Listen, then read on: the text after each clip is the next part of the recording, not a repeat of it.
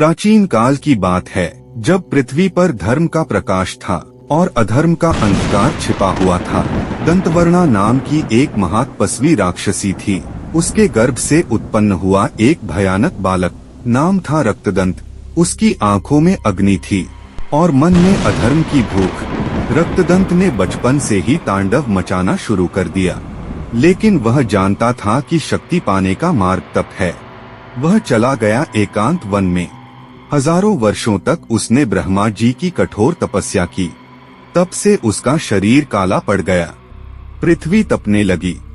अंततः ब्रह्मा प्रकट हुए।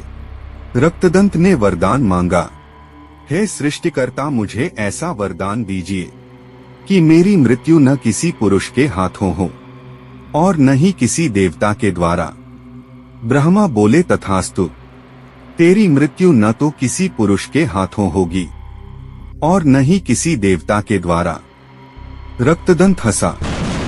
उसे लगा अब वह अमर हो गया है, लेकिन वह भूल गया कि नारी शक्ति का रूप सबसे प्रचंड होता है। अब चारों ओर रक्तदंत का आतंक शुरू हुआ।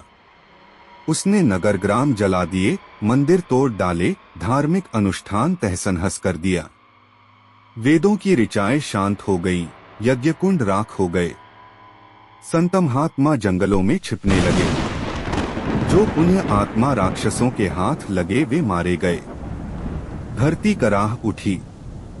धर्म डगमगाने लगा। देवताओं ने संकट देखा और देवता, ऋषि, मुनि और पुण्य आत्मा सभी ब्रह्मलोक पहुँचे। वहाँ उन्होंने माता आदिशक्ति की आराधना की। हे ममतामयी माता रानी, अब केवल आप ही इस त्रास से हमारी रक्षा कर सकती हैं। तब देवी माता के तेज से प्रकट हुआ एक दिव्य रूप, बीजासन माता। उनकी आंखों से ज्वालाएं निकल रही थीं। हाथों में त्रिशूल, तलवार, अभय मुद्रा और ढाल थी। वह सिंह पर सवार थीं, जैसे काल स्वयं प्रकट हुआ हो। माता ने कहा, जब जब धर्म संकट में आता है, मैं उस अधर्म का नाश करने अवतार लेती हूँ। रक्तदंत को जब खबर मिली एक स्त्री युद्ध के लिए तैयार है, वह क्रोधित हुआ। स्त्री मुझे चुनौती दे रही है।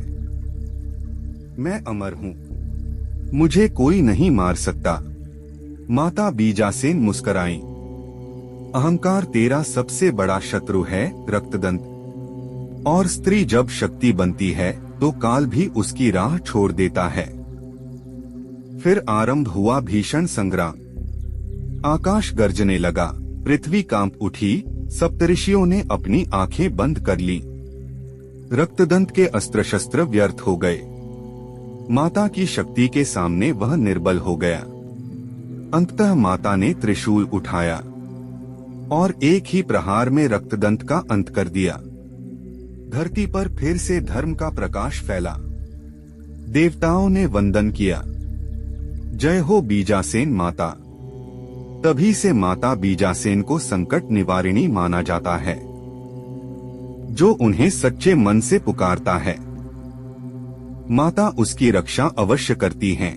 वह केवल देवी नहीं, वो धर्म का व्रत हैं, संघर्ष में शक्ति का प्रतीक हैं। अगर ऐसे ही और वीडियो आप देखना चाहते हैं तो हमारे चैनल को सब्सक्राइब अवश्य कीजिए। जय माता दी।